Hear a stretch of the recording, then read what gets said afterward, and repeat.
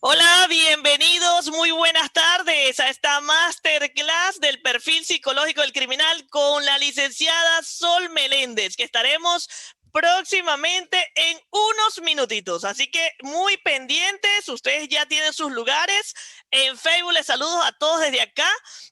Denme unos minutitos mientras termino de coordinar esto por acá en Facebook, también desde mi teléfono, para poderlos ver a todos e irles saludando poco a poco. Así es que bienvenidos a todos. Ya está entrando Sol, pero dame unos minutitos, Sol, para terminar de enviar los enlaces y poderlos saludar a todos como es debido. Pero qué bueno, ya Sol Meléndez está con nosotros en vivo Ya. desde Zoom y también desde Facebook, desde Cecefa Casi, también desde Cecefa Los Andes. Van a poder ver esta transmisión el día de hoy. Así es que en 5 minutitos vamos a iniciar, mientras ya Sol encendió su cámara, pero mientras yo envío, Sol, ¿cómo estás? Ya te voy a saludar como es debido, pero voy a enviar primero el flyer que corresponde para luego enviar el enlace de Zoom, porque ya hay mucha gente que se está empezando a conectar por Facebook, que no lo estoy viendo yo en este momento, pero ya vamos a comenzar a verlo. Entonces, bueno, muchachos, bienvenidos. Voy a empezar, ¿ok? Con esta clase de hoy. Recuerden que esta clase de hoy es, digamos, un pequeño, un breve esbozo de lo que nosotros hacemos en las clases de los diplomados. En las clases de los diplomados duran muchísimo más. Las clases de los diplomados son de 4 horas, de 5 a 9 de la noche. El diplomado, el inicio del diplomado ya duraría al final de la clase, les va a decir cuándo es. Y lo que quiero que vean, nosotros lo que queremos es como darles esta clase muestra para que ustedes sepan lo que se van a encontrar en la clase, lo que van a ver cómo es mi forma de enseñar, ¿ok? Y pues básicamente cómo es nosotros como institución, qué es lo que nosotros les queremos a ustedes pues mostrar, ¿no? Entonces, porfa, Duri, ¿me das espacio para compartir la pantalla? Claro, ya te doy espacio para que compartas la pantalla. Creo que ahora Ay, sí. Facebook se me... A ver. Listo. Ok. Bueno, pues aquí estamos. Ahora sí. Bienvenidos todos, todes,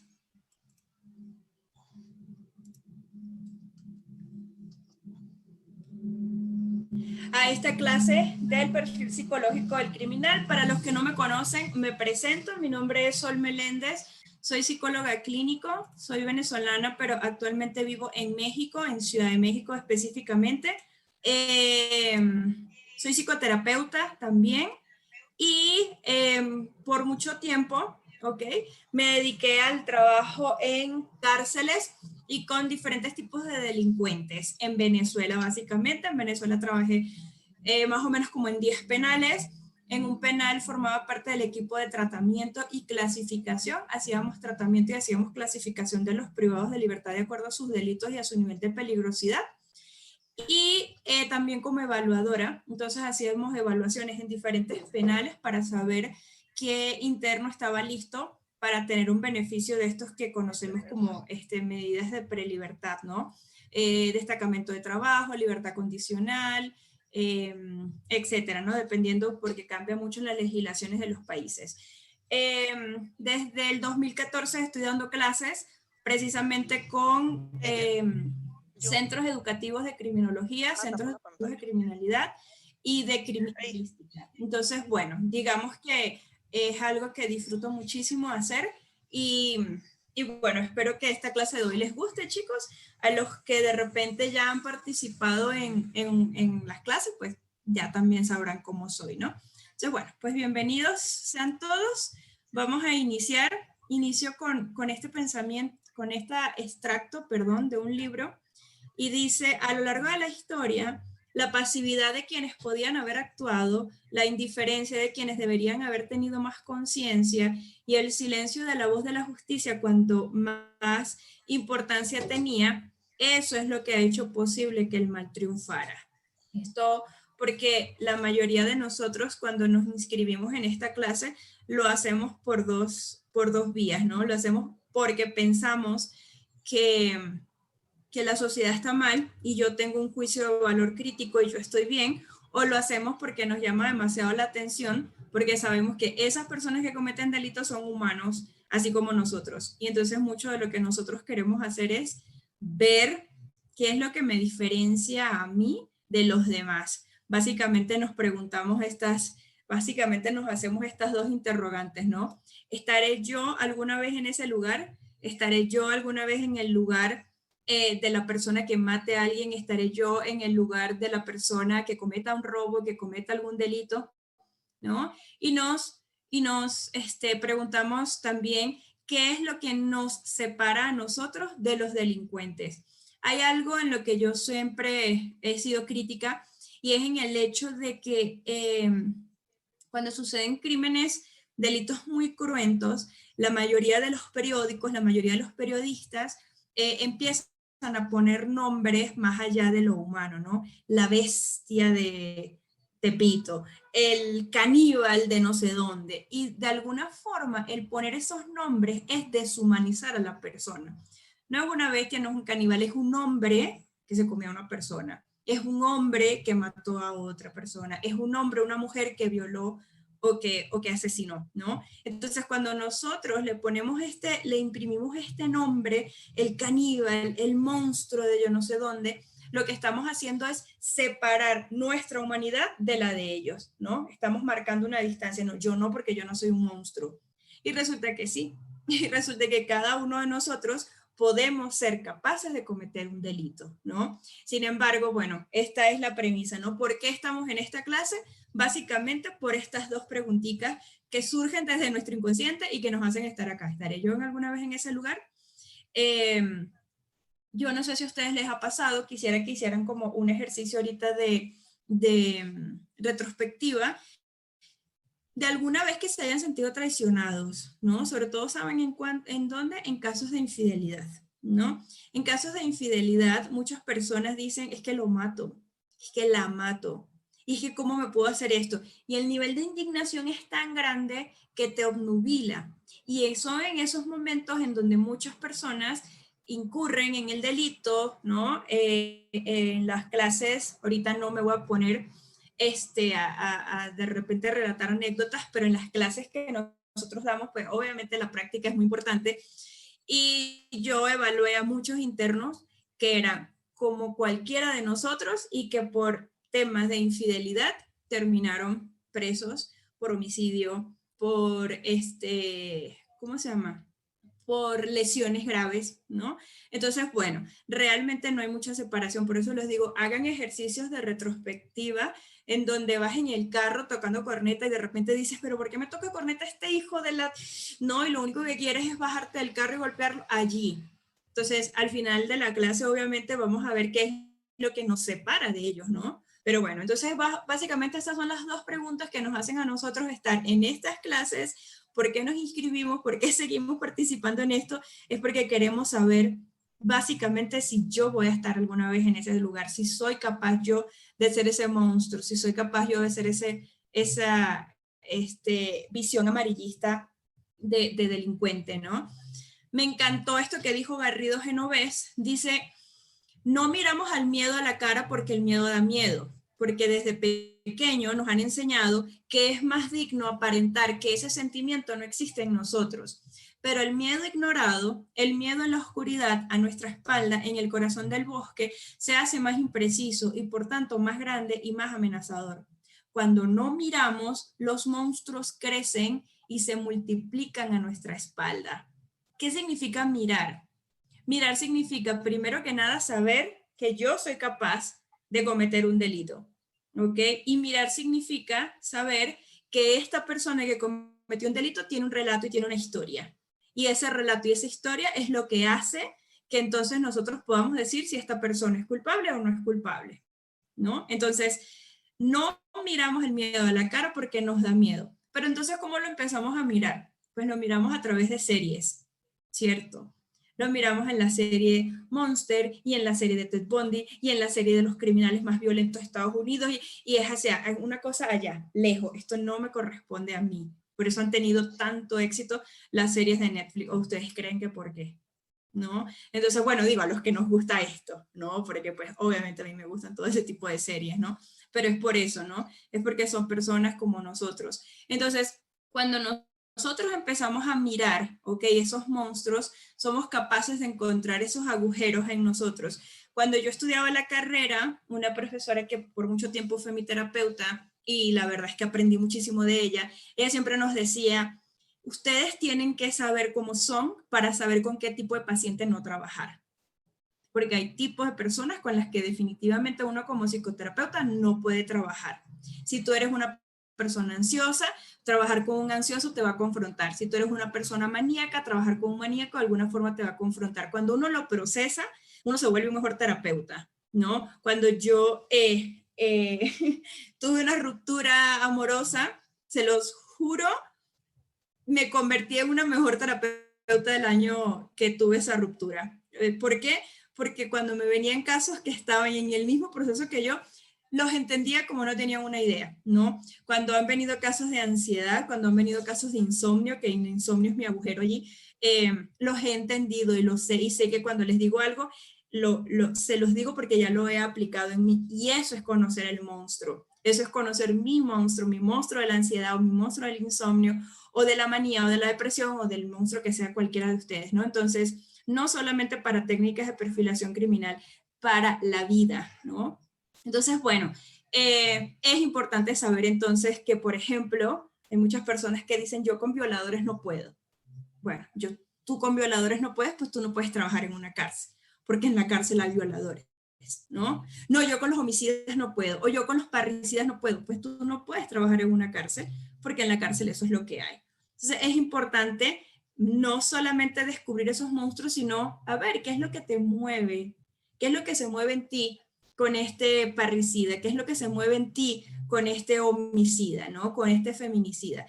Eso es estudiar esos monstruos para que se dejen de reproducir, ¿no? Eso me encantó, se los quise poner porque aparte Garrido Genove es uno de los autores que más leo yo para cuando tengo clases de psicología criminal, porque siempre Garrido Genove tiene algo que aportar.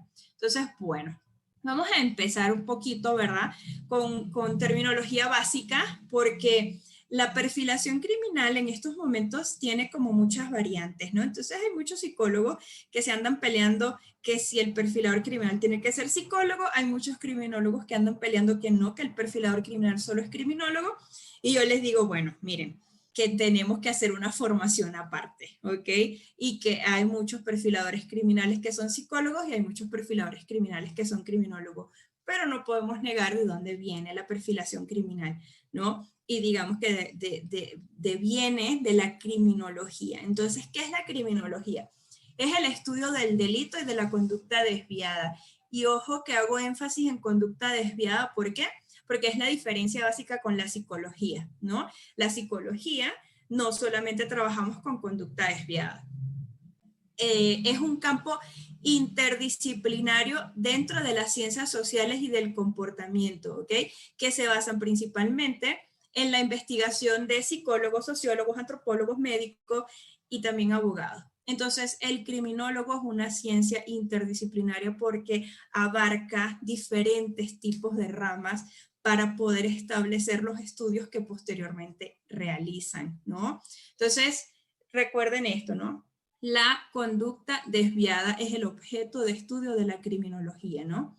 Ahora bien, ¿qué es la psicología criminal, no? Entonces tenemos que partir primero con el concepto de psicología general. Entonces la psicología es una ciencia especial, la psicología general, que tiene por objetivo el estudio, comprensión y análisis del área cognitiva del cerebro, es decir, de la mente, pero también interviene en la conducta de los humanos, por lo cual se convierte en un estudio bastante complejo. Entonces, es básicamente lo que nosotros los psicólogos cuando nos graduamos hacemos. ¿Y qué es entonces la psicología criminal? La psicología criminal estudia las aptitudes, procesos mentales, la motivación tanto consciente como inconsciente del criminal y de su crimen. ¿Ok? Entonces la psicología criminal estudia primero la psicología personal para después llevarla a la psicología de los grupos sociales y antisociales. Y a partir de este enfoque, primero individual, después social y después antisocial, entonces se obtiene muchas veces lo que se conocen como los perfiles psicológicos de criminales, que no es la técnica de profiling como tal, ¿no? Es lo que también hacemos muchísimo nosotros cuando trabajamos en la cárcel, ¿no? Entonces estamos estudiando, fíjense, cuando decimos motivación inconsciente, ¿a qué nos referimos, no? Muchos de nosotros tenemos de repente actitudes o aptitudes que uno dice, pero ¿de dónde nace esto? Pero es que yo no sé por qué lo hice. Pues no sé qué significado tiene. Una de las preguntas que mis pacientes más se confunden al responder es, bueno, pero ¿qué significado tenía eso para ti? Bueno, decirle lo que sentía, ok, pero ¿qué ibas a lograr con eso? Bueno, pero ¿por qué? Porque hay muchas veces que el inconsciente es el que dirige muchas de las decisiones que nosotros tomamos.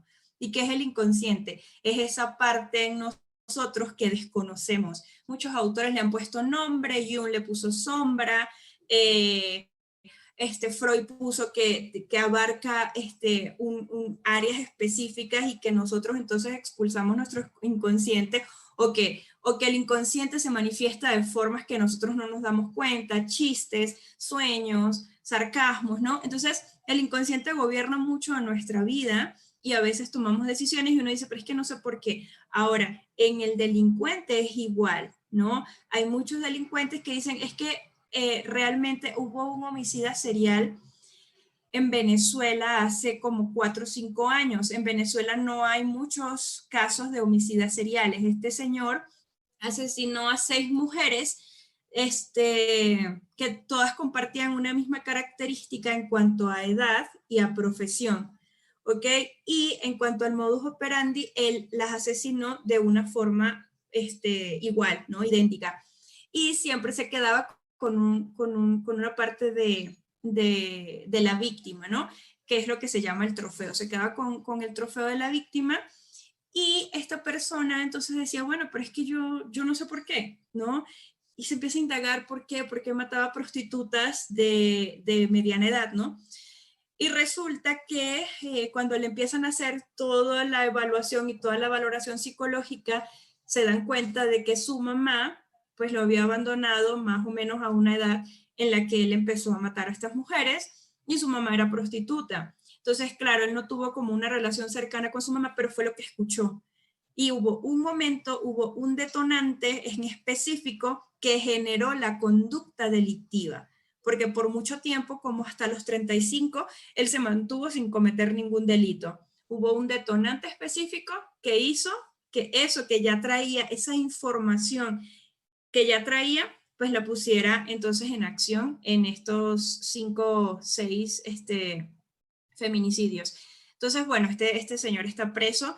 Se debatió mucho si era asesino serial, se debatió muchísimo el tipo de homicida que era, pero bueno, finalmente es como ahorita lo tienen. Entonces, ¿por qué les pongo este ejemplo? Para que vean entonces cómo funciona esto de la motivación inconsciente. Inconsciente es esto.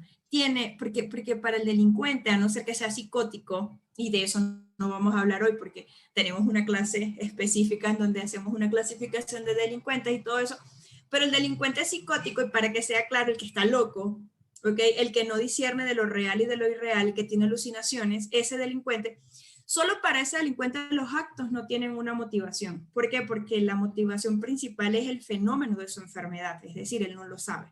Pero para los delincuentes que sí tienen conciencia, juicio, raciocinio, todo tiene un significado y este significado es el que busca el psicólogo dentro del ámbito criminal, ¿ok? Entonces, bueno, eso es básicamente, imagínense, no es nada básico, pero eso es, grosso modo, lo que se hace dentro de la psicología criminal. Ahora bien, algo que nos han dicho, ¿no? Yo no haría eso, decimos nosotros. No, es que yo no haría eso. Y hay personas que aquí incluso me pueden debatir. No, Sol, es que yo jamás haría eso porque tengo valores. Y sí, yo te creo. O sea, pero no olvidemos, ¿ok? Que tenemos nosotros que comportarnos dentro de un contexto y que ese contexto hace que algún evento entonces desencadene algo que nosotros no sabíamos que tenemos. A eso se le llama situación. Entonces nosotros somos un compendio de rasgos, de características, una estructura formada, y esa estructura, ok, que tiene carácter, que tiene temperamento, se pone en una situación, y esa situación entonces origina ¿qué? Una conducta. Quiero, después de que terminemos la clase, que se lean todos los eventos que ocurrieron en Irak, más o menos, ¿cuándo? Como en 1900, como en el 2002-2003, ¿ok? Se le conoce como las torturas de Abu Ghraib, ¿ok?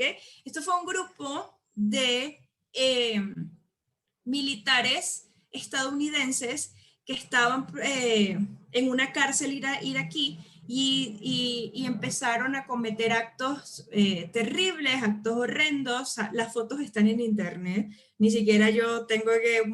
Ustedes ponen torturas de Abu Ghraib y les van a aparecer las fotos, pero no solo se queden con las fotos, por favor, quiero que indaguen muy bien y se queden con lo que decían muchos de esos militares a su regreso a Estados Unidos, porque cuando regresaron a Estados Unidos, el mismo presidente de la República decía, ¿pero qué le pasó a estos muchachos?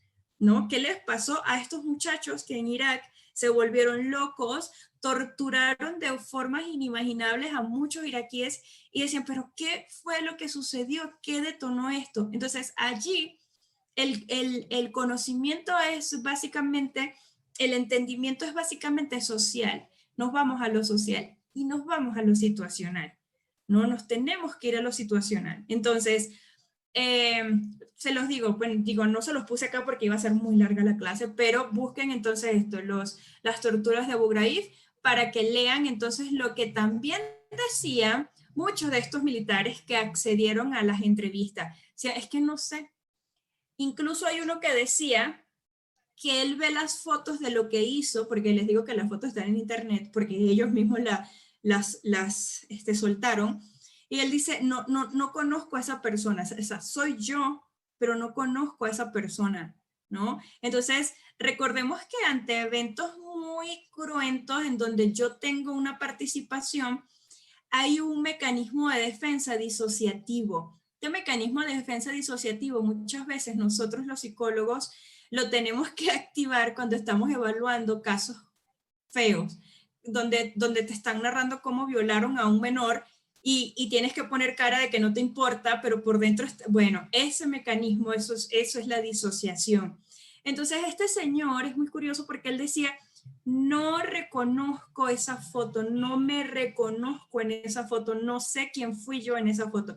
Entonces digo, a ustedes que les gusta investigar, léanse por favor esos casos porque habla mucho de esto. De hecho, de allí entonces tomé esto para explicarles entonces que no solamente es la personalidad y la conducta, también es lo situacional, ¿ok? Entonces somos un grupo de personas, ¿no? Y las personas nos dicen y nos han dicho que somos el producto de nuestros distintos entornos y que al mismo tiempo estos producen, ¿ok? Diferentes tipos de conductas, ¿no? Entonces dice, ¿será que nosotros los seres humanos en verdad somos agentes activos en nuestras elecciones?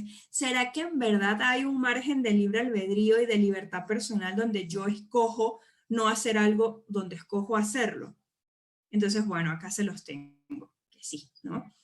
La mayoría de las veces somos agentes activos, capaces de influir en los acontecimientos de nuestra vida, ¿no? Capaces de forjar lo que queremos, ¿cierto? Si yo quiero ser psicóloga, yo quiero ser abogada, yo quiero trabajar en tal lugar, ¿qué tengo que hacer? ¿Me quiero casar? ¿No me quiero casar? ¿No? Normalmente las personas seleccionan los entornos en los que van a entrar y los que vamos a evitar, ¿cierto? No todos sabemos que, pues aquí ya nosotros nos empezamos a separar del delincuente, ¿no? Hay peleas en las que yo digo, ay, ¿sabes qué? Yo no me voy a enganchar. Yo de verdad que no me voy a enganchar con esto. Y me sucede, y me sucedió pero recientemente les digo este miércoles, así, este miércoles con la mamá de un paciente adolescente, y dije, bueno, mira, ¿sabes qué? Creo que estoy un poco más estirada, emocionalmente estoy un poco más estirada, como para no tomarme esto personal. Entonces fue como de, no te preocupes, no pasa nada, cuídate mucho. ¿No? Entonces decidí no entrar, que estaba así, dije, no voy a entrar en esto, ¿ok? Ni siquiera voy a entrar en el dime, tú me dijiste, te pasó la captura, no voy a entrar. Entonces sí, somos agentes activos en lo que nos está ocurriendo, capaces de influir y capaces de decir, mira, no voy a entrar porque me voy a buscar un problema y no quiero problemas ahorita. Entonces sí, ¿no? Entonces, normalmente nosotros, los que no tenemos ningún problema psiquiátrico, sí somos capaces de seleccionar el entorno donde voy a entrar y donde voy a salir. La conducta humana y las sociedades humanas están sometidas a la fuerte influencia de mecanismos biológicos fundamentales, además de estar influidas por los valores y las prácticas culturales. Entonces, si escogemos en qué lugar vamos a entrar, si escogemos a qué pelea vamos a buscar ganar, pero no nos podemos olvidar que nosotros también estamos siendo o somos, ¿ok? Biológicos y somos también un compendio de aprendizaje social. Entonces, si de repente en mi casa me han enseñado que yo no me quedo con injusticias, pues entonces yo entro a esa pelea y le digo a la señora, bueno, ¿usted qué le pasa? ¿Por qué? Porque en mi casa a mí me enseñaron que no me quedo con situaciones injustas. Allí entonces es donde esta selección que yo hago en dónde voy a entrar y dónde me voy a salir tiene entonces digamos, un sometimiento. El sometimiento es una historia, ¿no? La historia de tú no dejas que nadie te moleste, tú no dejas que nadie ¿no? Te embrome, decimos en Venezuela, no quiero decir la grosería.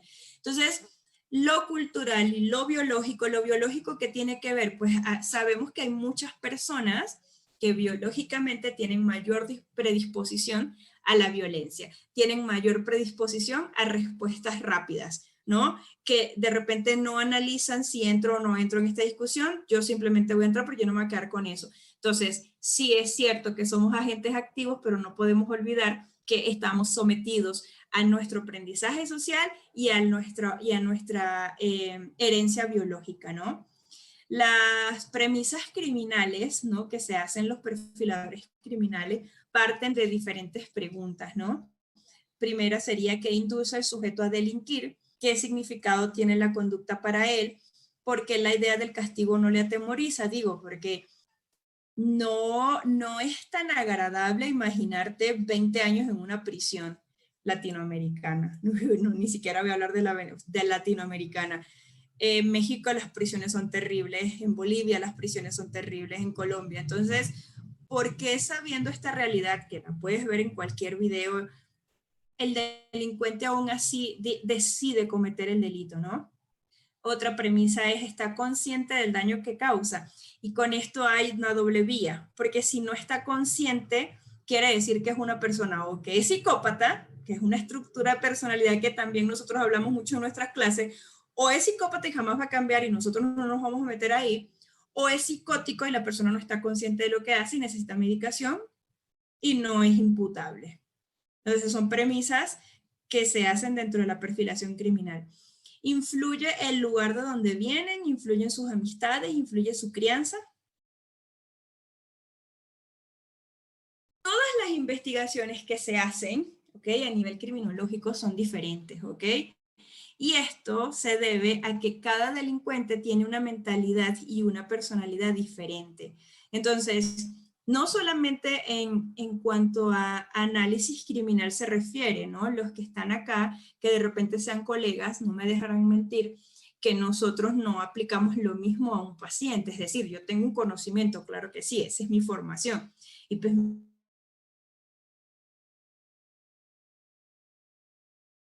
eh, estoy muy triste porque terminé una relación de 20 años, ¿no?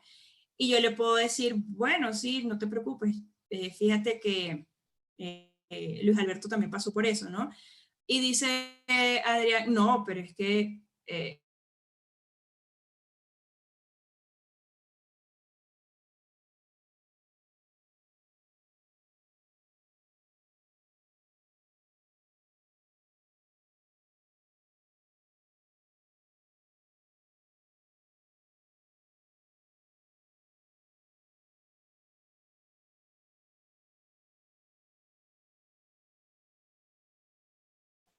Listo, ya.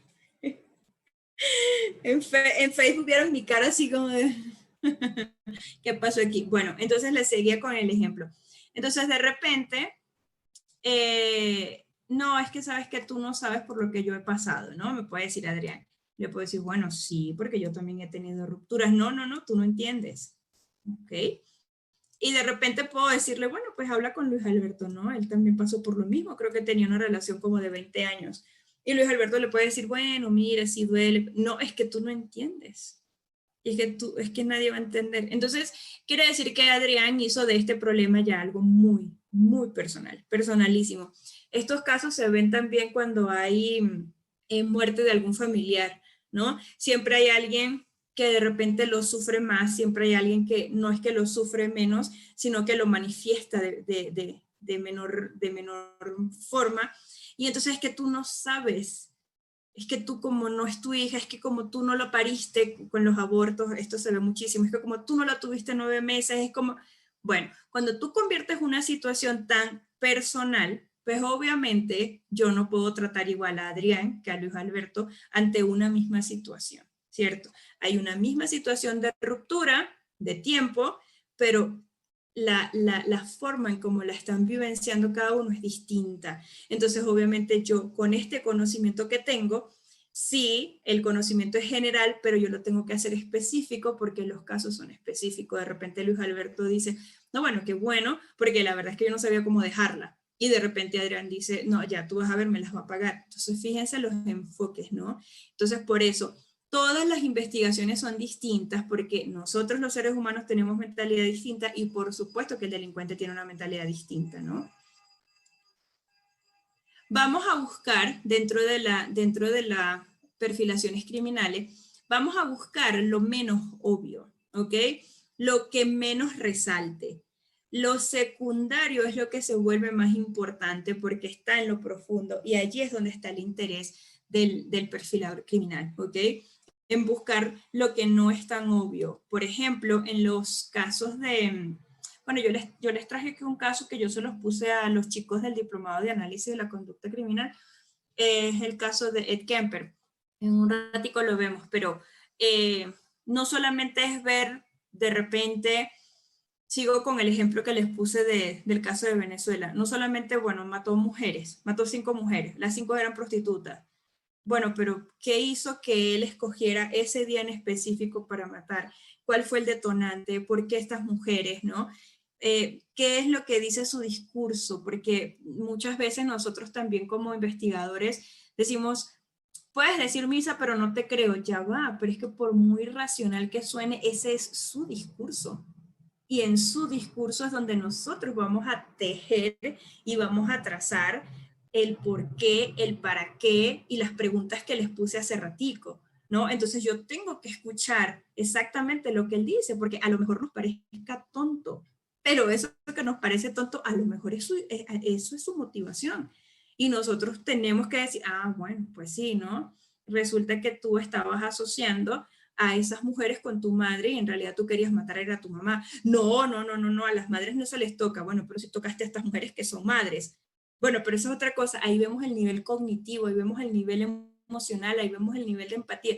Entonces, el discurso es demasiado importante y tenemos que buscar en lo menos obvio, no solamente en lo que la persona te relata de cómo la mató, de cómo esto sucede en los casos de violación. En los casos de violación, los violadores tienden a revivir la experiencia excitatoria cuando te narran un delito. Y los que han, no sé, quienes hayan aquí entrevistado violadores, pero los que han entrevistado violadores no me dejarán mentir y sí, lo reviven y nosotros como evaluadores nos damos cuenta. Entonces, si yo me quedo con, estás reviviéndolo, eres un enfermo, yo me voy a perder de toda la investigación, yo me voy a perder de quién es esta persona, por qué lo hizo, para qué lo hizo, ¿no? Entonces, a mí me interesa saber también eso, porque eso lo voy a utilizar como incluso para perfilar psicológicamente. Entonces ya uno dice, ah, resulta que los violadores, pedófilos, pederastas, reviven el evento. Así es la magnitud de su enfermedad. Y por eso es que entonces yo después puedo hacer perfiles mucho más objetivos basados en una muestra estadísticamente mucho más grande. Ah, bueno, la mayoría, si 100 violadores entrevisté y 80 violadores tuvieron una erección o tuvieron el mismo nivel de excitación, pues entonces quiere decir que sí, el violador en el relato de su delito vuelve a revivir la actividad excitatoria. Entonces, para eso yo necesito escuchar, ver, ¿no? Y buscar lo menos obvio, ¿no? Entonces, con respecto a lo situacional, ¿no? Y seguimos con nuestro análisis criminal. Debemos comprender la vulnerabilidad humana, la nuestra, ¿no? Reconocer esas flaquezas comunes ante las fuerzas situacionales es el primer paso para apuntalar la capacidad de resistirse a las influencias perjudiciales. El enfoque situacionista, y les repito que el enfoque situacionista o situacional es un enfoque dentro de la psicología social, tiene que alentarnos a adoptar una profunda postura de humildad al intentar entender estos actos de maldad que son inconcebibles, impensables, sin sentido, ¿no? ¿Cuáles tipos de delitos? Bueno, la violencia, el vandalismo, la tortura. Tenemos que empezar nosotros a buscar si yo estuviese en esta situación, ¿cómo me comportaría, no? Hay un estudio que hizo Freud hace años, a los que les guste también como investigar un poquito de teoría, se llamaba Análisis del yo y de las masas, Análisis de las masas y del yo, perdón, no recuerdo exactamente el título, pero lo que planteaba Freud en ese ensayo es que las personas frente a una multitud de otras personas pierde su yo. Entonces el yo individual pasa a ser un yo colectivo, ya no soy yo, soy la masa, soy el grupo, ¿no? Entonces, como soy el grupo, pierdo mi identidad, pues ya no sé quién soy, pues esto yo no lo estoy haciendo, esto lo está haciendo el grupo. No sé si han visto estas marchas y manifestaciones, ¿no? Que terminan, yo he visto unos videos terribles, unos videos fatales, que terminan teniendo relaciones sexuales, que terminan introduciendo objetos que digo, pero eso qué tiene que ver con defender algo. Y es eso, ¿no? Es la pérdida de identidad frente a la masa. Entonces, todo esto se los pongo para que, por favor, les repito, estudien o se lean en las torturas de Abu Ghraib, porque tiene que ver mucho con esto, ¿no? Estos enfoques situacionales empezaron como los psicólogos a hablar de esto a partir de esos militares estadounidenses que cometieron estos actos de tortura a estos soldados iraquíes. Entonces, el enfoque situacional concede a esos otros delincuentes, el beneficio de la benevolencia atributiva, ¿no? Yo les voy a atribuir porque yo puedo estar en ese lugar, ¿no? Predica la lección de que cualquier acto, para bien o para mal, que haya llevado a cabo cualquier ser humano, también lo podríamos llevar a cabo cualquiera de nosotros frente a las mismas fuerzas situacionales, ¿ok? Entonces, por eso les digo, ubíquense en esa situación, ubíquense en ese contexto para saber, bueno, sí, la verdad es que yo hubiese hecho lo mismo, porque en el clavado que yo me doy hacia mí misma, yo sé que yo tiendo a complacer a los demás. ¿Cómo diría yo que no? Porque en el clavado que me doy a mí misma, yo sé que me cuesta mucho decir que no, ¿no? Entonces, en este clavado que hacemos hacia nosotros mismos, decimos, y si yo estoy en una situación parecida, en la que me dicen, pégale, en la que me dicen, escúpele, ¿yo qué puedo hacer, no? Esto es acercarnos a ese monstruo que somos nosotros. Pero entonces este enfoque situacional lo que quiere explicar es, no todo es consecuencia de una acción fantaseada, no todo es consecuencia de los situaciones que te predisponen a actuar de una forma. Y ojo, que esto no lo hacemos para justificar los delitos.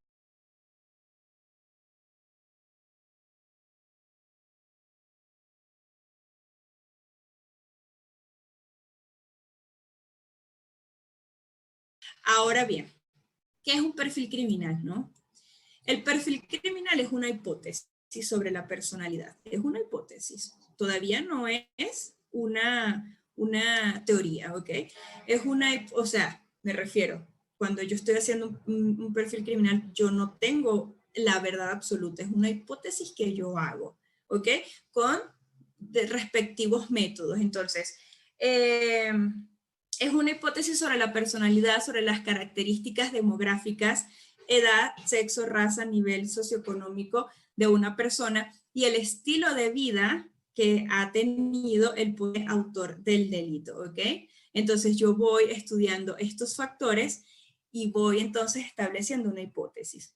Por sí solo, el perfil no es capaz de señalar al delincuente, pero sí contribuye a estrechar el ámbito de la investigación, ofreciendo a la investigación nuevas orientaciones y alternativas. Es decir, el perfil criminológico no es como las series de CSI, no vean esas series. Si ustedes quieren ver series buenas, me escriben y yo les mando las que me las he visto casi todas. Pero estas de el gen criminal, el gen de la maldad, el gen del mal. ¿Cuál otra? Por supuesto, CSI. No, ¿qué haces así? Agarras sangre y entonces, no, o sea, no es tan bonito, la verdad. Y ojo, que yo no soy perfiladora criminal, ¿ok? Pero no es así. Entonces, lo que hace es, no es capaz de decir, sí, es que fue Juan Manuel, porque Juan Manuel, fíjate que cometió el delito porque se rascó la oreja. No, ¿ok? Entonces, no es capaz de señalar si fue específicamente por esto y por esto y por esto, al menos al inicio, pero sí estrecha las formas de nosotros dar con el delincuente, ¿no? Los perfiladores se basan en el principio de Locard que dice, es imposible que un criminal actúe, especialmente en la atención de la acción criminal, sin dejar rastros de su presencia. De manera que lo que hacen es tomar como objeto de estudio, los perfiladores criminales, las huellas o los rastros de comportamiento que el criminal deja en la escena. ¿Ok? Y esto tiene que ver con todo lo que nosotros hacemos, ¿no? Nosotros de alguna forma, queramos o no, somos perfiladores, ¿sí o no? Todos están colgados. Ustedes me están escuchando, porque yo tengo aquí unas camaritas encendidas de ustedes. Sí te vemos y te todos se escuchamos, quedaron Sol. Colgados. Sí te vemos y te escuchamos, Sol. A ver, voy a leer el chat. Si me Sol, están viendo. Sol, te estamos escuchando y te estamos viendo. Ok, gracias. Es que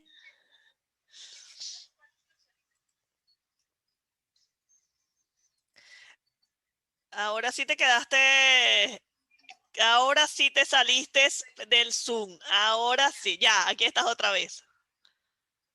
Ya, tranquila, ya te solicité audio, listo. Ay, qué horror, porque aparte se me olvida que aquí está Facebook. No, ¿saben cómo me di cuenta? Porque yo tengo aquí, en Estamos la en parte vivo, de Sol. arriba me quedan algunas caras. Sí, me quedan algunas caras, entonces tengo la de Luis Alberto, Adrián, Gabriela, y todos estaban colgados. Yo dije, tengo la de Viviana. Ok, continúo entonces. Ok, continúo. Fíjense entonces, ¿no? El principio de Locard que dice que es imposible que un criminal actúe fuera de tensión, o sea, va a tener tensión y esta tensión es lo que va a hacer que deje algún tipo de rastro y ese rastro es el objeto de estudio, ¿no? De lo que se va a estudiar después, porque esto que dejó en la escena es lo que va a estudiar el perfilador criminal, ¿no? Entonces yo les iba a decir que todos nosotros de alguna forma, queramos o no, somos perfiladores, ¿no? Claro que no nos llamamos así, nos llamamos criticones. Pero entonces puedo decir, ay, bueno, sí, mira, cada vez que se cae el internet, esta mujer se frustra, entonces no debe manejar muy bien la frustración esta mujer. Y ustedes están haciendo de alguna forma, con base en un tipo de conducta que yo les estoy mostrando, ustedes están perfilando algo. Es una hipótesis. Les puedo decir, no, no soy así, pero mira, pareciera que cada vez que se corta, se frustra, dice grosería, tal vez esta mujer no maneja muy bien las frustraciones. ¿Eso qué es? Eso es perfilarme, ¿no? Tal vez yo diga, ay, bueno, mira, fulano está viendo, ¿saben qué es súper chocante cuando yo hago terapias en línea? Cuando hago terapias en línea y la persona hace la sesión, o sea, abre la compu o el teléfono acostado, acostado. Es como, ¿qué es lo que yo perfilo? A ver, no quieres la sesión, tienes flojera, para eso cámbiame el día, pero que hay respeto que estés acostado en una sesión de terapia, ¿no? Entonces, fíjense que sí, con nuestras conductas y nuestras actitudes, nosotros vamos dejando mucha huella de lo que somos, y esa huella de lo que somos no esté muy interesado en la terapia, ¿no? Entonces, igual el crimen, igual sucede con una escena del crimen, ¿no? Nuestra que se encarga de descubrir el perfilador criminal. ¿Cuál es la huella personal de este criminal? ¿Ok? ¿Cuál es, digamos, qué parte del delito está teniendo un significado inconsciente para este criminal en específico? ¿Ok? Ahora,